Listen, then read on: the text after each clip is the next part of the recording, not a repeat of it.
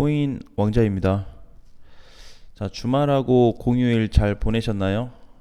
어제 이제 공휴일이어서 제가 영상을 올리지 못했는데 어제가 월요일이었습니다. 월요일. 그죠? 자, 월요일이어서 이제 이번 주 한 주가 시작이 되었는데 오늘은 좀 좋은 내용들이 있을 것 같아요. 자, 이제 뭐냐면은 우리가 이제 좀 봤을 때 어제 이제 그 대체적으로 코인들이 다 올랐습니다. 오랜만에 비트코인이 4%가 올라갔어요. 요 한 며칠 전에 5월 30일 날 5.8% 올라간 이후로 많이 올라갔거든요. 그래서 이제 전에 그 깨졌던 자리 3,900짜리가 회복이 되었습니다. 그러니까 이제 5월 30일 날, 5월 31일 날 이때 3,900 넘어갔다가 6월 1일 되면서 이걸 붕괴시켜 놨는데 그걸 회복시킨 시점이 어제예요. 근데 어제 이제 보니까 오늘 아침에 한 5개 코인 정도 제외하고는 전부 다 빨간색을 켜고 있었습니다. 자, 그래서 오늘 이제 대체적으로 어제 많이 갔던 애들이 좀 쉬어가는 포지션에 있다. 이렇게 좀 보시면 될 것 같아요. 자, 그래서 지금 비트코인이 가장 중요한 건 뭐냐면은 일단은 3,900을 돌파시켜줬다라는 거. 자, 그런데 여기서 제가 이제 뭐 좋은 내용이라고 한 거는 그동안에 얘 여기 빠지고 나서 여기서부터는 계속 횡보세 나오면서 큰 범위를 탈출하지 못했거든요.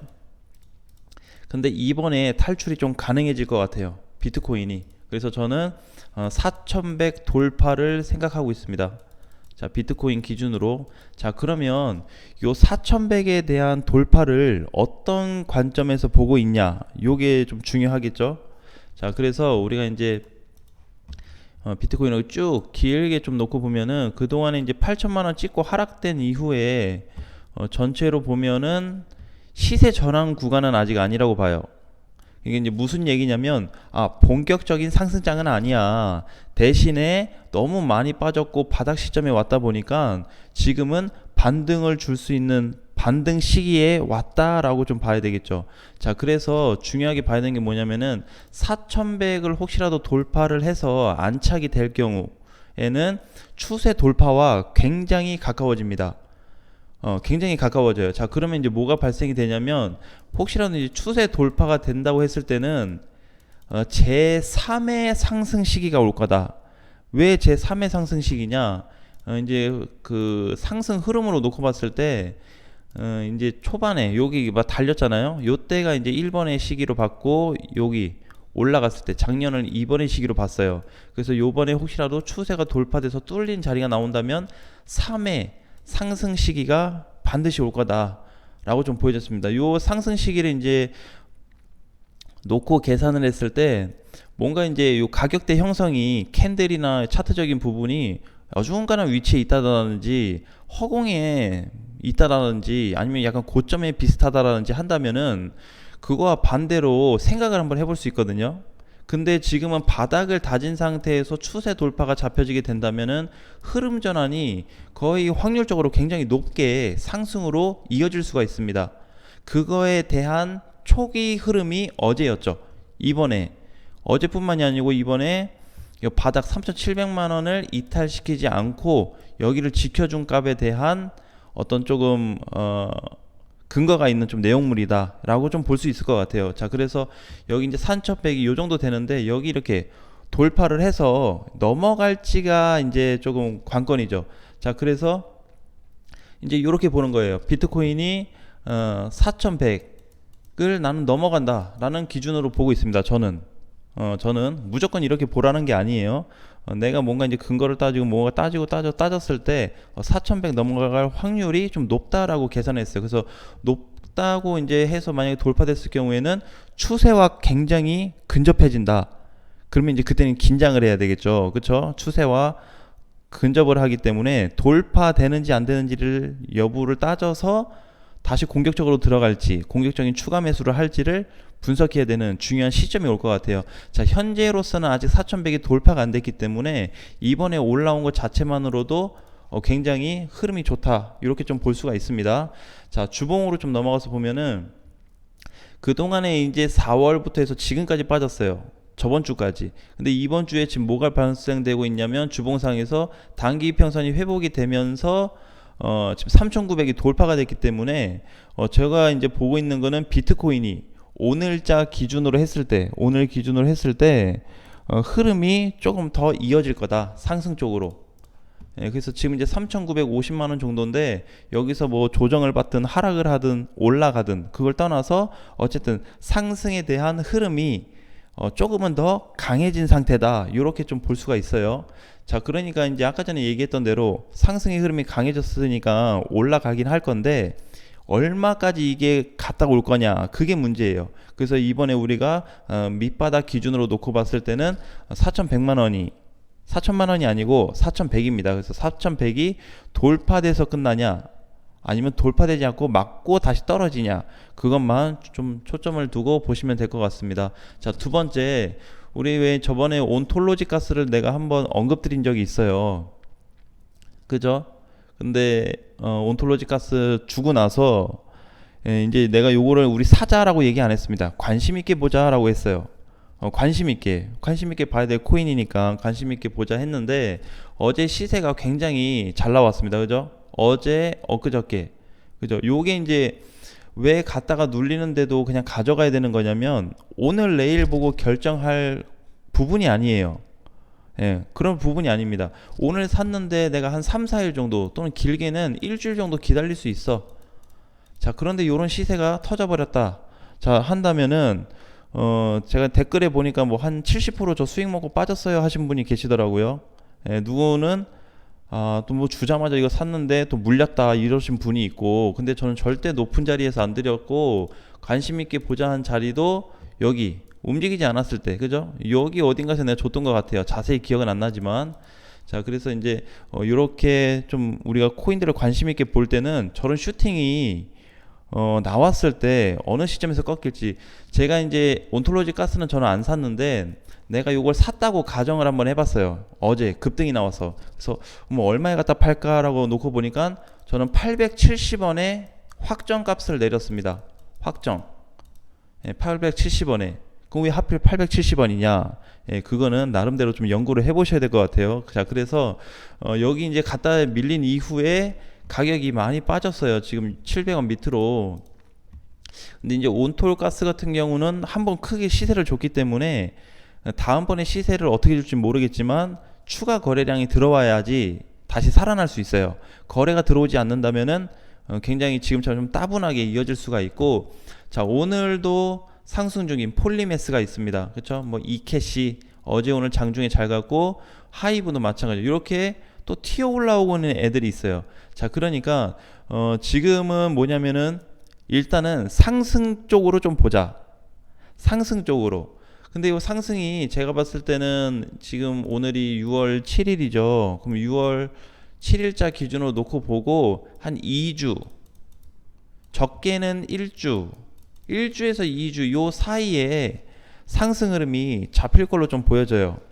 근데 꼭 1, 2주 뭐 이렇게 안 하더라도 현재보다는 가격이 높아질 거다, 현재보다는 가격이 좀 올라갈 거다라는 포인트를 좀 두고 있어요. 그죠? 자, 그래서 이제 그동안에 비트코인이 너무 많이 하락이 돼가지고 그냥 뭐 꼭 얘다 쟤다 할 것 없이 전체적으로 가죠. 늘 그래요. 갈 때는 다 같이 가고 떨어질 때 다 같이 빠지는 그런 시장이 연출되고 있지만 이번 주 들어와서의 흐름은 완전히 달라지고 있습니다. 이번 주에 분명히 상승장은 아니래. 근데 흐름은 달라진대. 그러면은 바닥에서 뭔가 좀 일어날 가능성, 현재보다는 가격이 조금 올라갈 가능성은 있겠다. 그래서 현재까지도 못 간 코인들이 있어요. 굉장히 외면받고 있는 코인들 계속 밀립니다. 계속 빠질 대로 계속 빠져요. 자, 그러면은 우리가 이제 요걸 한번 볼게요. 오늘은 자, 비트코인이 이제 요렇게 많이 빠진 상태에서 바닥 형성을 하고 있습니다.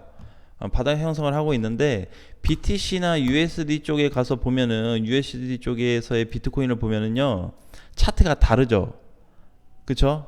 자, 차트가 다릅니다. 그래서 업비트에 있는 그 비트코인을 다 봤어요. 이더리움도 놓고 봤는데 원화 쪽보다 더 많이 장중에 하락이 됐더라고요. 장중에. 자, 그래서 이제 하고 싶은 얘기는 뭐냐면은 요 장중에 어떤 급락이 된 부분, 하락이 원화 쪽보다 좀 컸던 부분을 감안을 한다면 흐름 자체가 지금 많이 그 하락세가 줄어들었다는 걸 좀 볼 수 있어요. 그동안에 요번에 요 밀리고 나서 특히 이제 5월 12일 날, 그죠? 5월 12일 날 BTC 쪽이나 USD 쪽이나 원화 쪽도 마찬가지긴 한데 전체적으로 밀렸는데 요때가 거의 마지막 사인이었습니다. 마지막, 그죠? 우리가 이제 차트를 보다가 얘기할 수 있는 부분이나 뭐 따질 수 있는 근거는 사실 굉장히 많아요.